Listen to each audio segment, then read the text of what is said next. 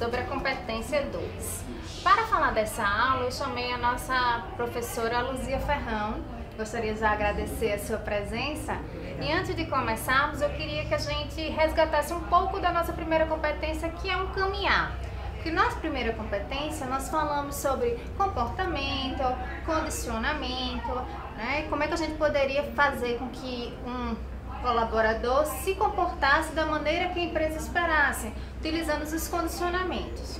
E a gente descobriu também na primeira competência que nem todo mundo a gente poderia condicionar de uma forma mais fácil, né? Outros dão um resultado mais imediato, outros não. E aí na segunda competência a gente vai ver que temos a motivação. Para ficar claro para todos, eu queria que você dissesse o que seria essa motivação. Olha, Cíntia, eu vou começar te dizendo uma coisa. Quando a gente fala em condicionamento, acho que a primeira ideia que vem é bicho, é animal. A gente não condiciona a gente não, a gente deve condicionar animal. Quer dizer, não condiciona não, a gente condiciona, não deve. Porque a gente motiva, ou seja, motivar é as pessoas fazerem aquilo que eles gostam, com prazer, com satisfação, com amor. A gente só faz as coisas bem feitas quando a gente gosta. E a gente, quando gosta, a gente está motivado. Então, quando a gente fala em motivação, a gente quer dizer que é um querer humano, puramente humano, e que é um querer interiorizado. Se a gente pensa em pessoa humana, pensa em ser, a gente sabe que ele tem duas grandes dimensões. Uma dimensão interna e uma dimensão externa. A dimensão interna é que é muito mais própria para a gente falar como necessariamente, especificamente humana. Então, essa dimensão interna é onde a gente pode localizar a chamada motivação. Então, quando a gente diz assim, eu não gosto disso, a gente está querendo dizer aquilo não me atrai, aquilo não me faz bem, as minhas experiências de vida não me conduziram a gostar disso. E quando eu digo eu gosto, é porque alguma experiência minha interior me fez gostar. E aí eu digo, eu sou motivada a, certo? E quando a gente está falando com relação aos clientes e falando com relação àquilo que a gente deve motivar para alcançar um sucesso, um êxito junto aos nossos colaboradores, a gente tem que tentar analisar e ver o que é que te motiva. Você sabe o que é que te motiva, Cíntia? Eu sei que tem algumas coisas que me motivam mais do que outras, inclusive. Pronto. Eu também descubro, durante minha vida inteira, eu descubro, porque motivar e descobrir são coisas muito parecidas. Geralmente as coisas no humano, elas não são muito permanentes, né? E claras. Elas vêm normalmente, e você sabe disso, que você é psicóloga, ela vem normalmente encoberta. Ela é como se tivesse um véu, aqueles 7 véus que você vai tirando até que aparece o ser propriamente dito. É muito difícil esse processo. Mas a gente sempre busca procurar encontrar qual é o núcleo da minha motivação. Então quando você diz, eu sei o que é que me motiva, eu digo, eu também sei. Sei porque procuro. E aí tem um teste muito interessante. Eu gosto ou não gosto, certo? Certo. Então, quando eu gosto, é porque no meu interior tem alguma coisa que também gosta, que faz parte das minhas experiências, das minhas vivências, da minha herança, da minha genética, tudo isso influencia na minha motivação, certo? E quando eu digo eu não gosto, como eu já disse da primeira vez, é porque também está relacionado às minhas experiências de vida, às minhas genéticas, que me fazem rejeitar esse tipo de ação. Então, pela sua colocação, a gente já percebeu que a motivação, para eu saber o que é que me motiva, eu tenho que me conhecer. Necessariamente você tem que se conhecer. E aí também me faz uma reflexão que aí traz a realidade da gente ter tanta teoria da motivação. O que é que explica a motivação e qual é o processo que a gente faz para conhecer a motivação? Aí isso é interessante, eu acho isso muito interessante. Na verdade, a gente sabe que todo conhecimento humano é uma produção, né? O conhecimento humano, ele é produzido ao longo da sua história humana que ele dá uma herança, não é? Uma herança que é uma herança que sempre está em mudança, sempre está em processo. Se a gente fosse pensar qual é a herança dos estudos motivacionais, como é que iniciou um conhecimento mais sólido, mais construído pelo homem, a gente teria que necessariamente relacionar ao grande Maslow, né? Por que o grande Maslow? Será que as pessoas não conheciam essa história dele? Sabe, conhecia e já vem, tem experiências, inclusive, que provam que já existiam estudos anteriores a Maslow. Porém, o grande êxito dele, o grande mérito dele foi conseguir conectar as ideias e transformar num núcleo inteligível, um núcleo teórico sobre o que é motivação. Ele recebe muitas críticas, porque ele é dito que é superado. Veja, essa questão de superado é muito controversa. Quando Maslow vai dizer que o homem ele é motivado por escalonamento, então você tem no primeiro degrau o suprimento das necessidades básicas e indo até o último degrau, onde o homem está plenamente realizado, ou seja, ele já caminhou daquelas necessidades básicas, daquela necessidade de relacionamento, naquelas necessidades e já conseguiu se construir. Construir como um ser perfeito? Não, como um ser que não está mais tão subjugado até às próprias forças da natureza. Mas a crítica é o seguinte: quando você pensa em necessidades, quando você pensa na teoria de Maslow, você vê que ele escalona como degraus, primeiro, segundo, terceiro e quarto. Na vida não é assim. Na vida é processo. Aquilo que é primeiro para mim pode ser terceiro para você, pode ser segundo para outra pessoa. Então, o processo, ele não tem 1, 2, 3, 4. Ele interage de forma com que os elementos formam determinadas construções explicativas de determinadas situações. Então, veja, costuma-se muito falar, por exemplo, que se a necessidade básica é a necessidade preliminar para o homem, o primeiro exemplo que se diz é o seguinte: e por que as pessoas, tipo Madre Teresa de Calcutá, não estava nem um pouquinho preocupada em subir na vida, em melhorar as condições de vida? Por que isso não motivava a Madre Teresa de Calcutá? O que motivava a Madre Teresa de Calcutá, nas suas próprias palavras, era o carinho, o empenho, a dedicação que ela tinha pelo outro. Ela queria servir, o serviço do outro.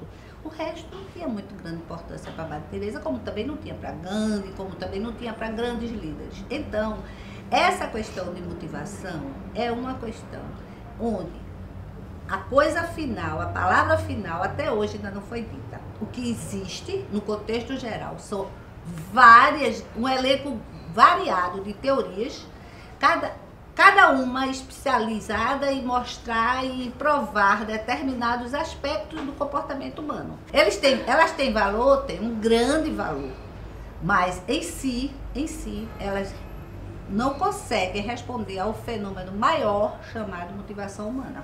Então, independente da teoria de Maslow hoje ser verdadeira ou falsa, independente de qualquer coisa, o valor dele não pode nunca ser negado.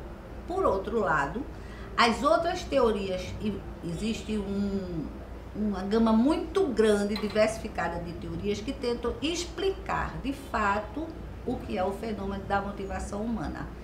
Essa gama imensa de teoria não pode ser negado o seu valor, mas mesmo contextualizando todas elas, colocando todas elas num patamar e dizendo uma vai suprindo a outra, mesmo assim você não tem explicado o fenômeno da motivação humana. Por quê? Porque o comportamento humano, como todo processo, ele sempre está se transformando, ele sempre está em mudanças. A mudança é que é a grande constante. O que motivava nossos pais provavelmente não motiva a gente, né, Cíntia? Isso, é verdade. É verdade, e aí me faz resgatar também a história de que eu não posso pegar um bom programa de qualidade de vida da empresa A e querer aplicar da mesma forma na empresa B. Porque as pessoas que estão lá na empresa A têm um tipo de comportamento, um tipo de motivação, um tipo de relação diferente da empresa B, mesmo que seja do mesmo segmento, do mesmo porte. Isso é importante os alunos saberem. Entender qual é o tipo de comportamento que se traduz mais ou se apresenta mais naquela empresa que ele está atuando hoje. E qual a teoria ou a melhor teoria para aquela realidade ele vai poder aplicar. Então ele tem que ser conhecedor dessa teoria. Outra questão que a gente conversou muito também, que tem que estar relacionada, e você até comentou aqui, é sobre o conhecimento. A gente percebe que hoje a gente precisa educar nossos colaboradores. Né? A gente tinha uma prática, né, na época dos nossos pais, nossos avós, de se não servir, demite. Né? De que o acidente é sempre culpa do funcionário. Né? Então são realmente visões daquela época, né? Que não condiz com essa realidade. Hoje a questão é muito mais da singularidade do sujeito. Veja, o sujeito é um ser coletivo, é um ser individual, certo? Certo. Mas ele tem que ser visto principalmente dentro da sua singularidade. Então, Isso. dentro da sua singularidade, você tem que analisar o que é que leva ele a agir daquela forma, certo? Então, quando a gente fala assim, que com relação à questão da segurança do trabalho, e que o funcionário não cumpre as normas, não usa os aparelhos necessários para prevenção de acidente, ele não se comporta desse jeito, por quê? Será que alguém já analisou? Se você partir para o popular, vai dizer porque é relaxado, porque é preguiçoso, descompromissado. Né? Será que é só isso?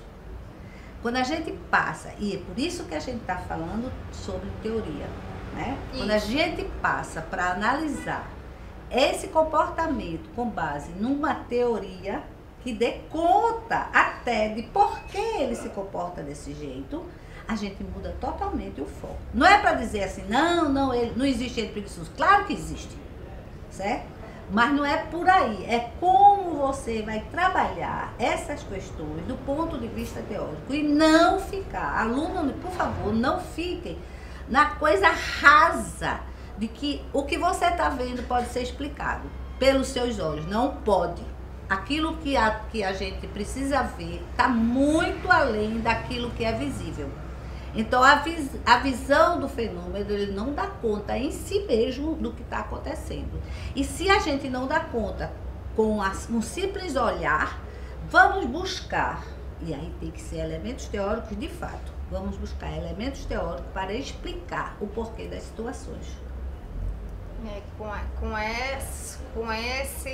Essa base, né, da teoria, ele vai conseguir analisar uma situação muito mais fácil. Né, e chegar a um resultado realmente coerente ou correto. Poderia até dizer certo, correto, né? Certo.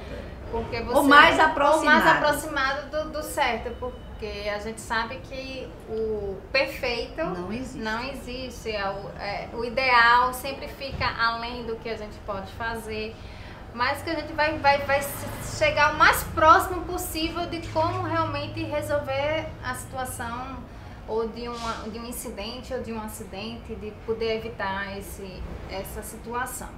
E outra questão que eu queria também comentar com vocês é que a gente fala sobre satisfação no trabalho. E algumas pessoas colocam, sim, mas eu estou satisfeito, mas eu não estou motivado, não estou satisfeito, eu estou motivado, estou satisfeito, como se fosse uma coisa só.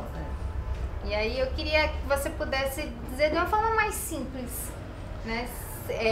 Como é que eu, técnico de segurança do trabalho, posso, não é nem conseguir ver, porque a gente vê isso através dos comportamentos, né? Numa situação que a gente olha e seria mais uma dedução. Satisfação é muito mais ligado às questões, não é só, mas é muito mais ligado às questões materiais da existência.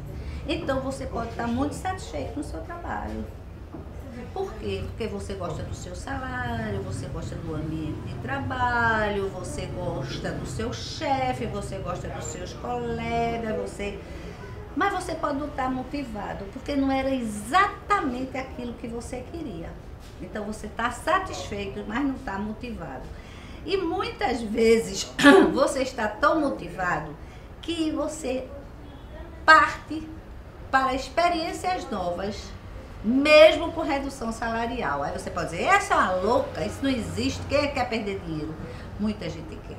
Diz que o verdadeiro artista é aquele que é capaz de vender as suas cortinas, vender todos os móveis da sua casa, vender seus agasalhos de frio para comprar pincéis, tintas e telas.